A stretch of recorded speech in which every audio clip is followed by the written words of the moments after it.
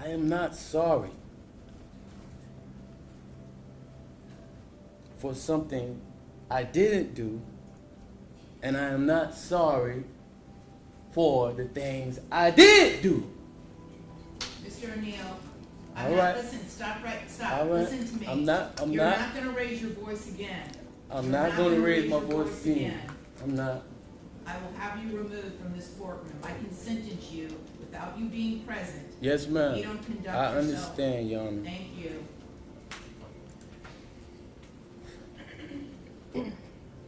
But I will say, I'm sorry for your loss. 19 years I've been at this job. I've seen human beings killed at the hands of others in every way imaginable. You name it, I've seen it. Shootings, stabbings, drownings, suffocatings, blown apart by cars in DUI manslaughter cases, horrible things. This is the worst case I have ever seen as far as the facts go.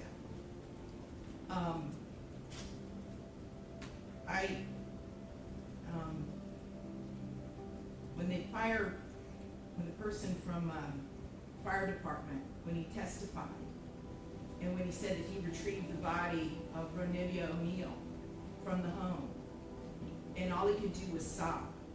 It took every ounce I had not to start sobbing too. Because there is no way any person with any feeling could have witnessed or seen the photos of what occurred that night and not be haunted for the rest of your life. I know I will be. For the rest of my life, I'll be haunted by what I saw as far as the evidence and just the abject cruelty of it all. The abject cruelty. And I was aware, because I reviewed a lot of the discovery ahead of time, as you well know, did a lot of in-camera inspection of a lot of documents. And I was aware there was some evidence, at least, that when you needed to recover from your gunshot wound, that neither your parents nor your Aisha, Miss Robinson, would let you come recover at their home. I don't know if it's true or not. I'm not going to get into a dispute. I'm just mentioning there was some evidence referencing that in the records. And all I could think about, because I knew that Miss Barron was not with you romantically at the time.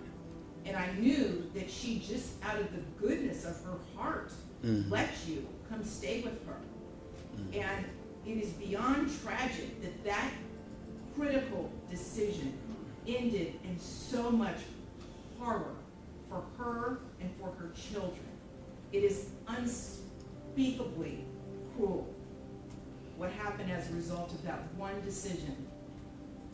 The way that Ms. Barron died was horrific, and that 911 call, which captured truly all of it. You heard, and everyone who's heard that 911 call heard a death scream.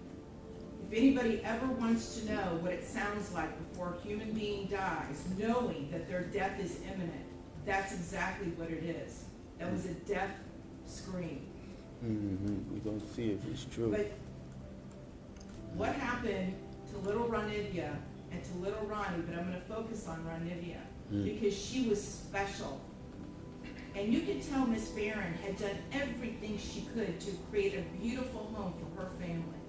I noticed that the Ronivia's bedroom, before you set it on fire, you could tell she tried so hard to make her feel like a princess. Kenyatta did everything she could. And I noticed too in the kitchen, on the refrigerator, she put up magnets that said faith, love, family, hope. And then you know what else happened to that refrigerator during that night? It got splattered with blood all over it due to what happened. Little Ronivia, she couldn't scream, she couldn't run away, and she witnessed what you did to her mother as far as shooting her mother in the arm with the gunshot. She knew. And the horror that that child suffered. And she already had a life where she was born with challenges regarding her physical and her mental disabilities. But the pain and suffering that she suffered that night at your hands, unspeakable, absolutely unspeakable.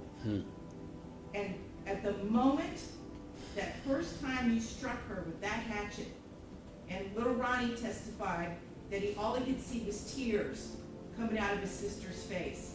At that moment, that child knew.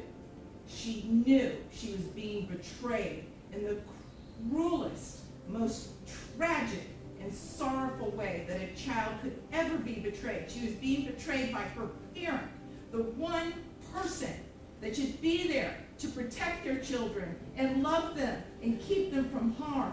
And that was the last thing that child felt before she passed on from this earth, was your utter, cruel betrayal to her. And I read somewhere, and I don't know if it's true or not, I have no idea, but I read somewhere that souls pick their lives, and that they know exactly how difficult their lives are going to be before they enter into this world. And I don't know if that's true or not, but if it is, Ronivia O'Neal is one of the bravest souls I have ever come across in my 54 years on this planet. One of the bravest ever, ever, because she suffered so traumatically.